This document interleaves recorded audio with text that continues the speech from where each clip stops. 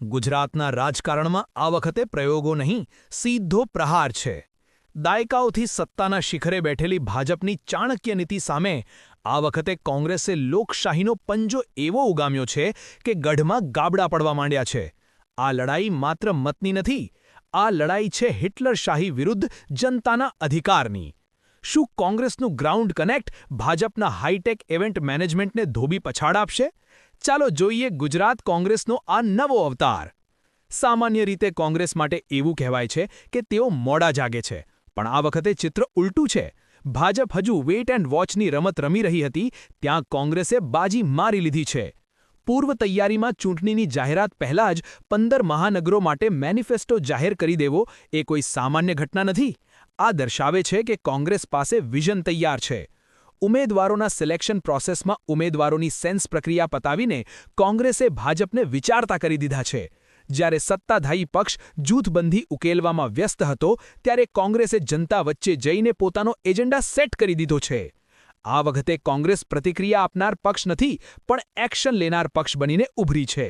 ભાજપ પાસે સત્તા છે, સાધનો છે અને તંત્ર છે. તેમ છતાં કોંગ્રેસના 9000થી વધુ જાંબાઝ ઉમેદવારો મેદાનમાં ઉતર્યા છે. આ આંકડો જ ભાજપ માટે ચિંતાનો વિષય છે. ભાજપે બિનહરીફનો આંકડો મોટો પાર પડ્યો છે. ત્યાં કોંગ્રેસે વળતો જવાબ આપતા જે ગઢમાં ભાજપ પોતે અજેય માનતી હતી, ત્યાં કોંગ્રેસના ઉમેદવારો બિનહરીફ ચૂંટાયા છે.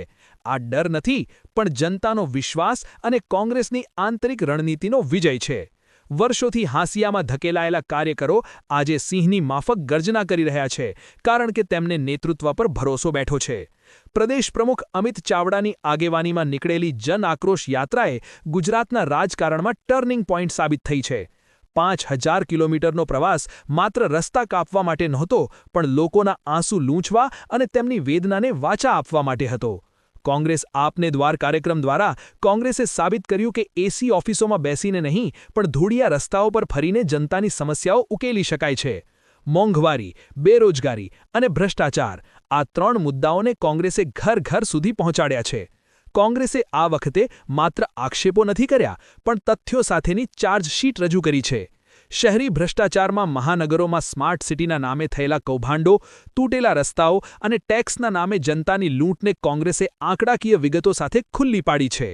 મધ્યમ વર્ગની જાગૃતિ માટે શિક્ષણનું વ્યાવસાયીકરણ અને મોંઘી આરોગ્ય સેવાઓ સામે જે કોંગ્રેસે લડત આપી છે, તેણે મધ્યમ વર્ગને વિચારતા કરી દીધા છે કે ઇવેન્ટ મેનેજમેન્ટથી પેટ નથી ભરાતું. કોંગ્રેસ હવે જૂની પુરાણી પદ્ધતિઓ સુધી સીમિત નથી.